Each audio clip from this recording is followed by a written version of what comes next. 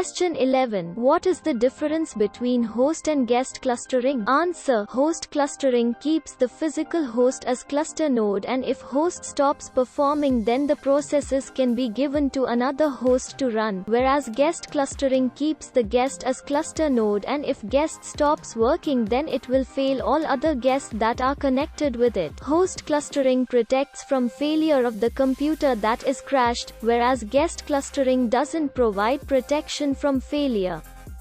Question 12. What is the difference between host clustering and standard clustering? Answer. Host clustering protects system from failure due to the fact that guests are configured as clustered resource group and I consist of generic script resource, whereas standard clustering provide automatic checks to discover the cause of the failure and recover from it. Host clustering doesn't monitor the cluster services, whereas standard clustering monitors the failure.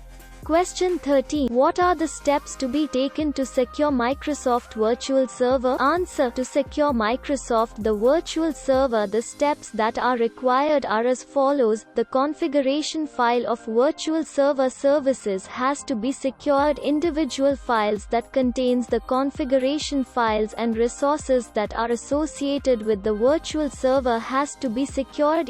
Internet Information Services has to be secured with the administration website to secure the virtual platform and the virtual machines. Virtual server is configured securely such as the security breaches are lower in number as it only allows those members that are directly associated with the local administrators. The permissions are given to those who are associated with it. Virtual network configuration file has to be secured to save the further transmission over the web and between different systems.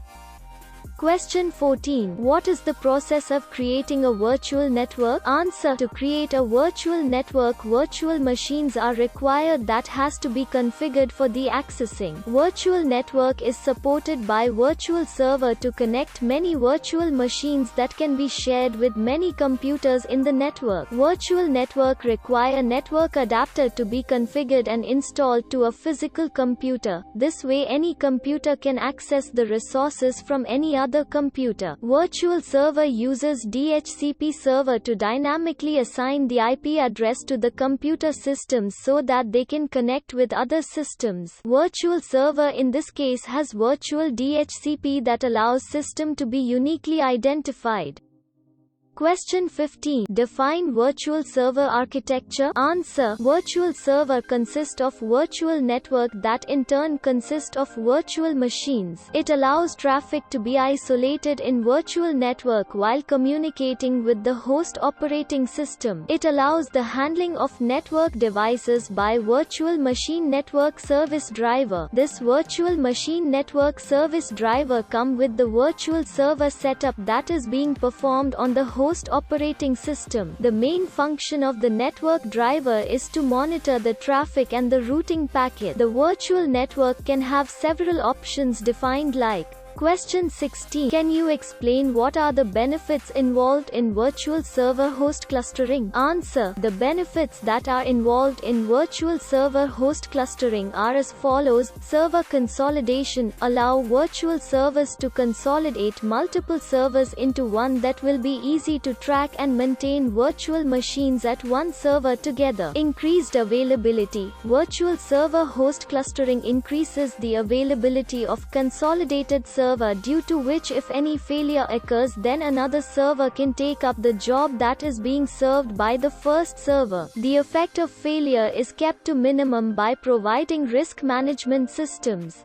Question 17. Can you please explain the difference between host and guest clustering? Answer. Host clustering keeps the physical host as cluster node, and if host stops performing then the processes can be given to another host to run, whereas guest clustering keeps the guest as cluster node, and if guest stops working then it will fail all other guests that are connected with it. Host clustering protects from failure of the computer that is crashed, whereas guest clustering doesn't provide protection from failure.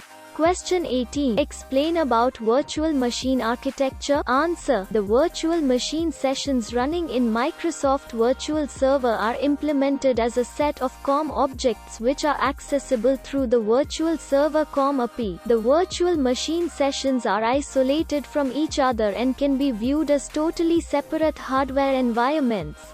Question 19. During setting up the development environment, how do we access Virtual Server using Visual Basic? Answer. Accessing Virtual Server using Visual Basic. To use the Virtual Server object in Visual Basic, select Project, add reference from the menu, select the COM tab in the dialog box, then scroll down the list and select Virtual Server 2005 type library. Once the type library is added as a reference, the virtual server object can be referenced and used in the program.